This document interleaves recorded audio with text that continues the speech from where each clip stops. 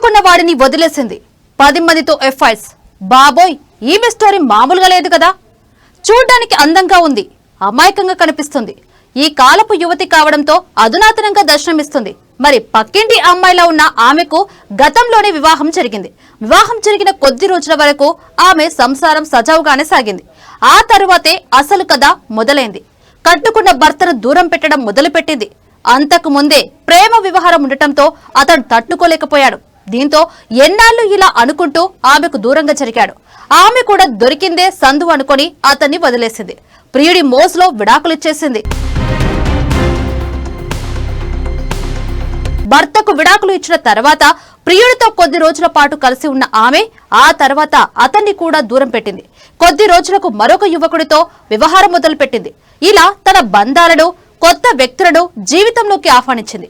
ఫలితంగా ఆమె boy friend సంఖ్య 10కి చేరుకుంది. ఇక్కడితో ఆగిందో తెలియదు, ఇంకా ఆమె యుద్ధమే చేస్తుందో తెలియదు.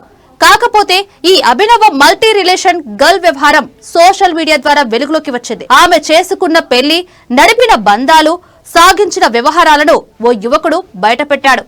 ఆమె నోటి ద్వారానే చెప్పించాడు. చివరికి ఆమెకు పనిష్మెంట్ ఇవ్వడానికి రెడీ అయ్యాడు.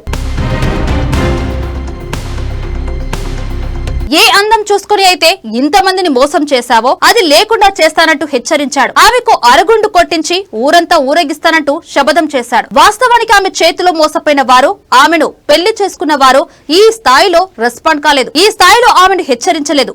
ఇతడు ఆమెను ఆ స్థాయిలో హెచ్చరించడానికి ఒక కారణం ఉంది. ఎందుకంటే అతడు గతంలో ఆమెను ప్రేమించాడు. అదే విషయాన్ని చెప్పాడు. కానీ దానికి ఆమె ఒప్పుకోలేదు. ఇన్నాళ్లకు ఆమె దొరకడంతో తన పగను మొత్తం ఈ విధంగా తెచ్చుకున్నాడు. అయితే ఈ వీడియోని చూసిన చాలా మంది అతడి తీరు పట్ల ఆగ్రహం వ్యక్తం చేస్తూ ఉన్నారు. నువ్వు ప్రేమించినంత మాత్రాన ఆమె ప్రేమించాలని, నీతో ఉండాలని రూల్ లేదు కదా. ఆమె జీవితం ఆమె ఇష్టం. మధ్యలో నువ్వు ఎవడివంటూ నెటిజన్లు కామెంట్లు చేస్తున్నారు. ఆమె బతుకును బతకనీయమంటూ సూచిస్తూ ఉన్నారు.